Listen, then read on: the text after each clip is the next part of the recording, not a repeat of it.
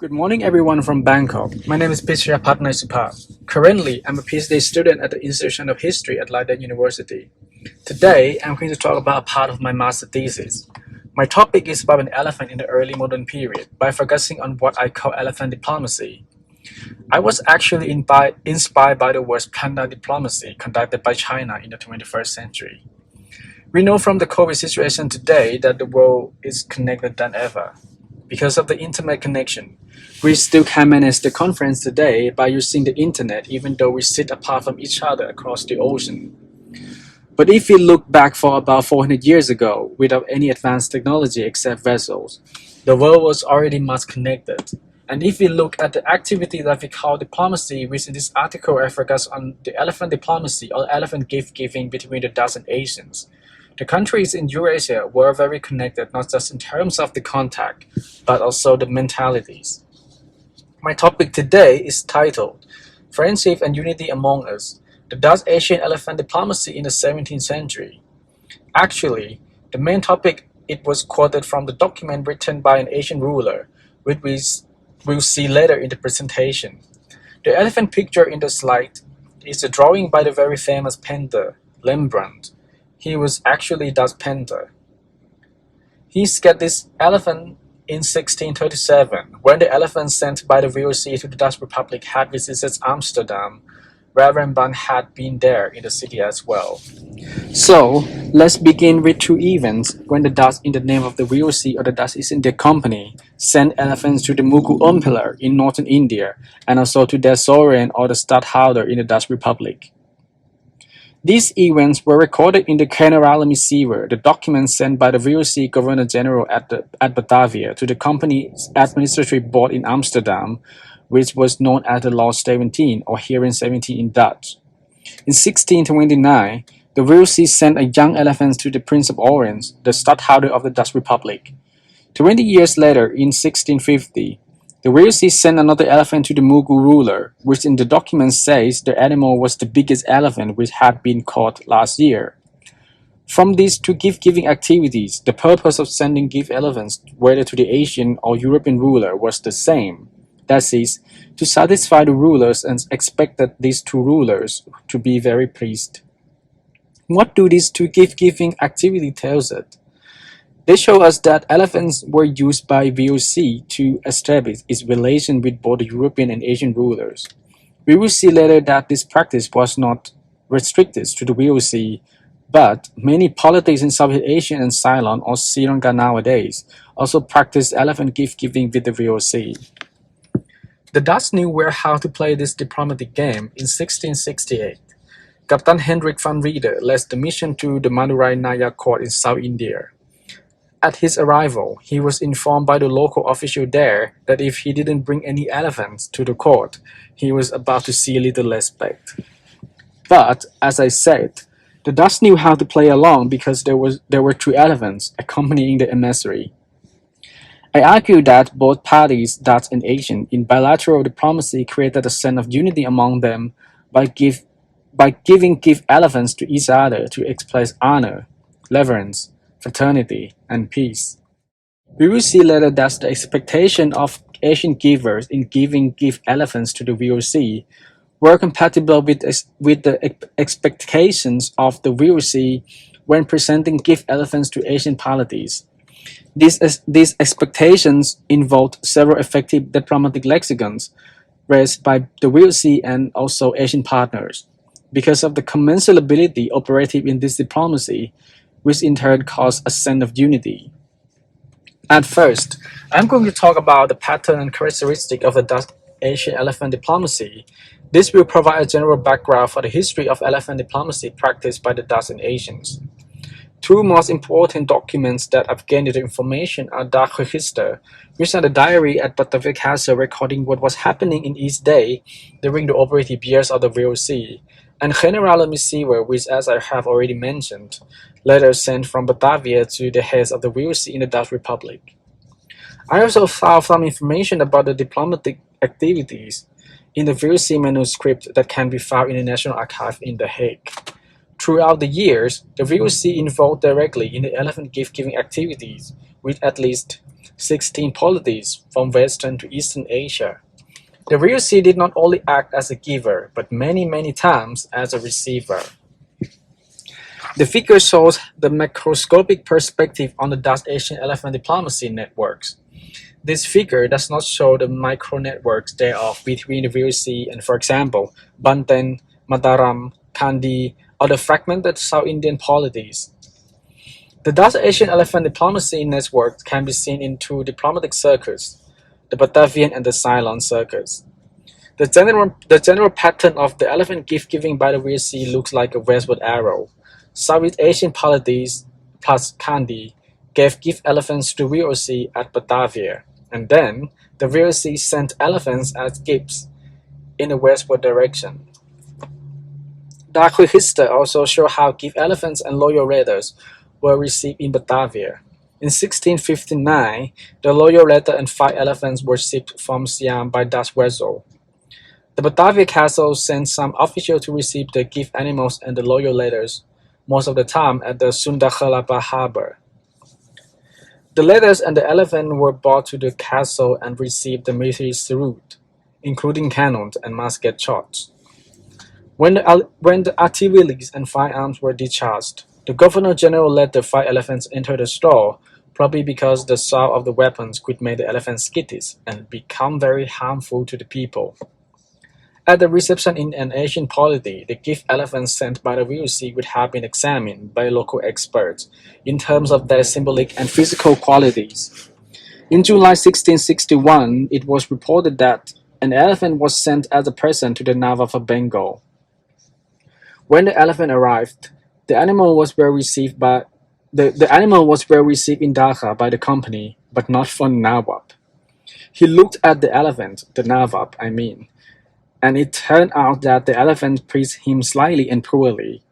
The real sea did not seem to lose face. Around 2 months later, the real sea sent another elephant to the Nawab. This time, the real sea might be able to save its face because the elephant was very fertile and clean.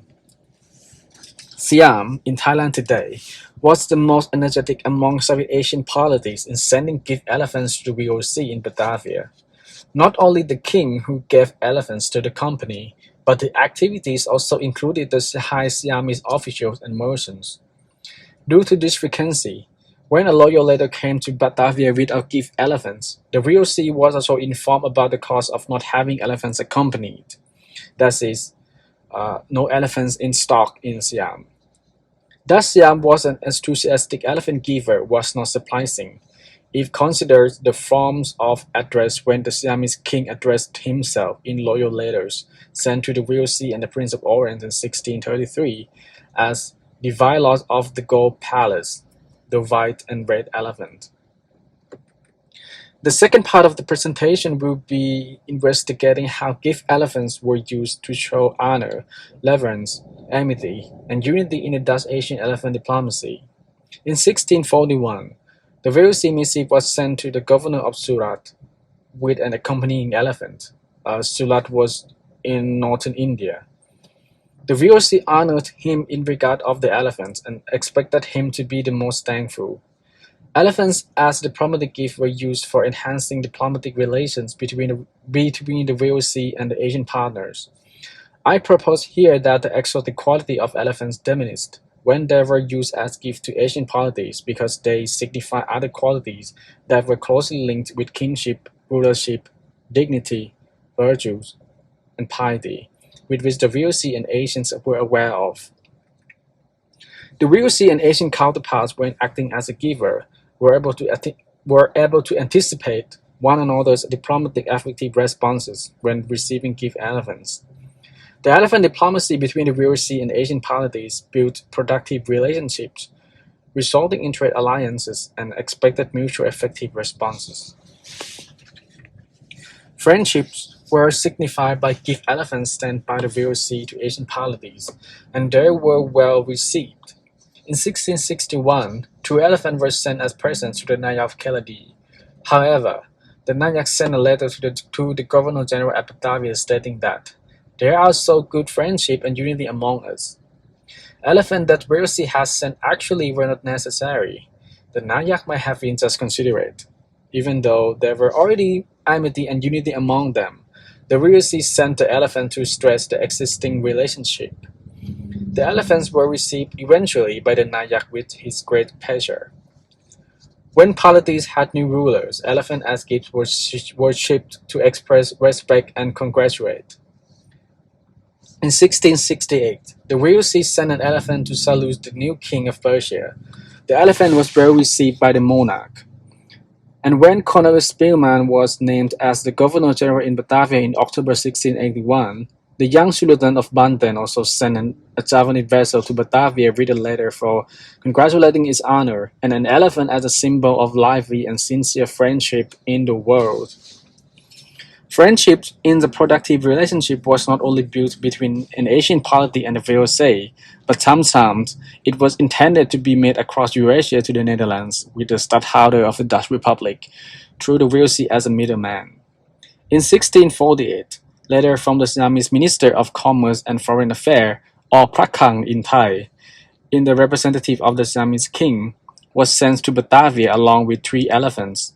This time, it was not only for amity between the Siamese kingdom and the VOC, but also with the Dutch Republic, or the Dutch sovereign in particular.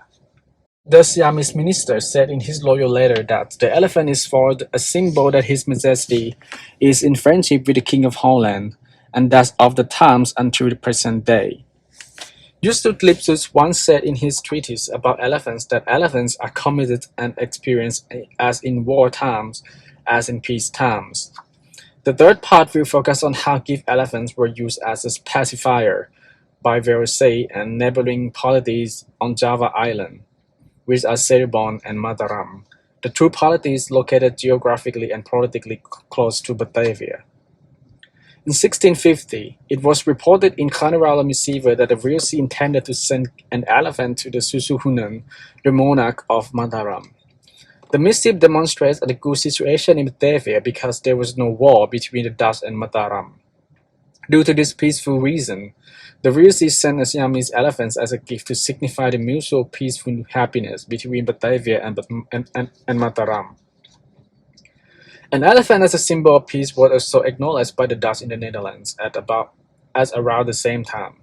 The Asian elephant, which had been sent by the VOC to Stadtholder Frederick Hendrik in 1633, visited the city of Münster and Osnabrück, where the Peace of Westphalia was negotiated until it was signed in 1648.